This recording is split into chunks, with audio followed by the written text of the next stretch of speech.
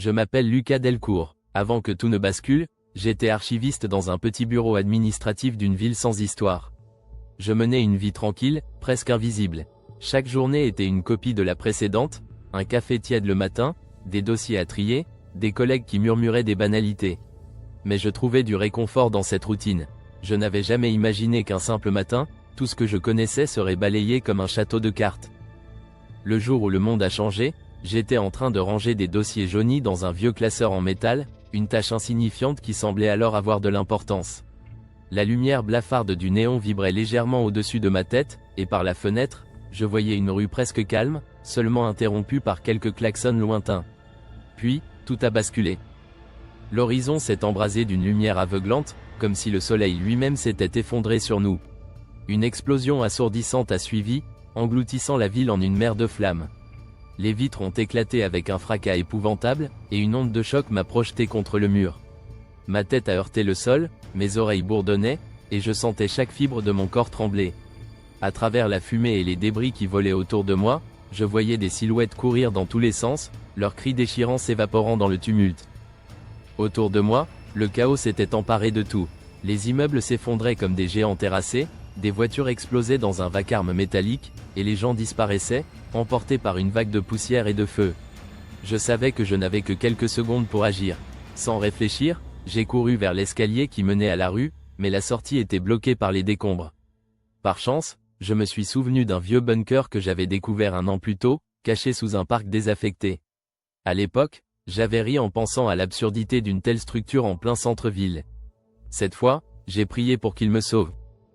En titubant, le souffle coupé, je me suis frayé un chemin jusqu'à l'abri souterrain. Chaque pas me semblait interminable, mon corps hurlait de douleur, mais l'instinct de survie était plus fort. Le bunker était là, rouillé mais solide.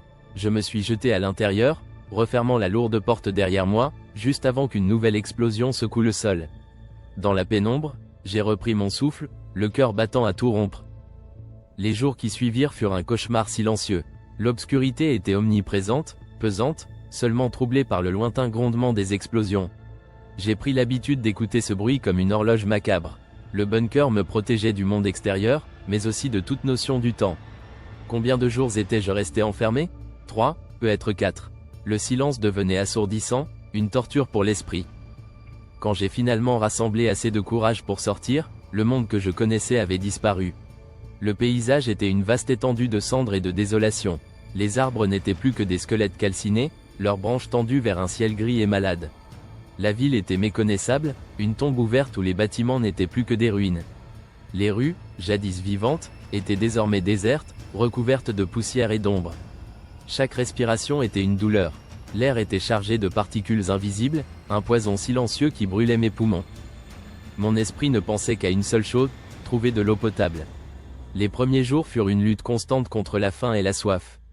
Les magasins étaient pillés, les étals vides, et les rares conserves que je trouvais étaient souvent contaminées.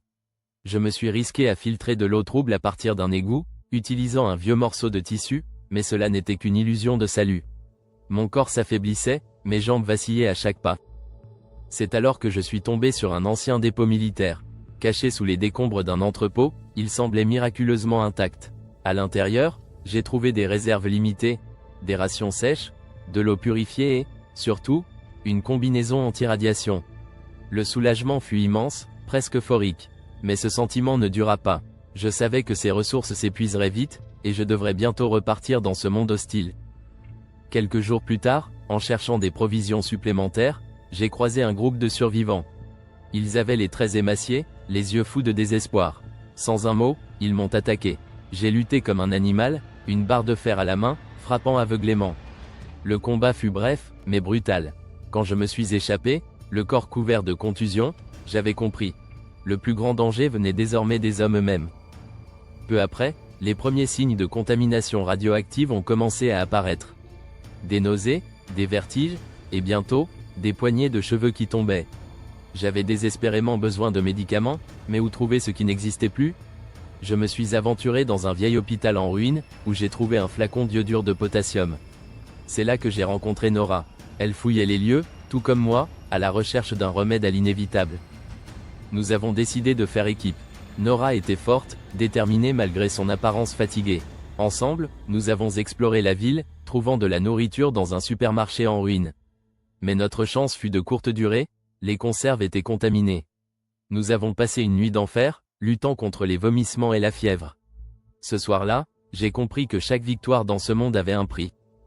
Puis vint l'hiver nucléaire, le ciel s'est obscurci, et le froid a envahi chaque recoin du monde. Le vent s'engouffrait à travers les ruines, glaçant nos os. Nous avons trouvé refuge dans une maison effondrée, où j'ai brisé des meubles pour allumer un maigre feu. Nora et moi partagions le silence, trop faibles pour parler, mais trop effrayés pour dormir. Chaque jour était une lutte, chaque nuit un supplice. Un matin, alors que je guettais l'horizon, j'ai vu un avion. Une ombre presque irréelle dans ce ciel maudit. C'était un signe d'espoir, une preuve que quelque part, il existait encore une organisation capable de voler.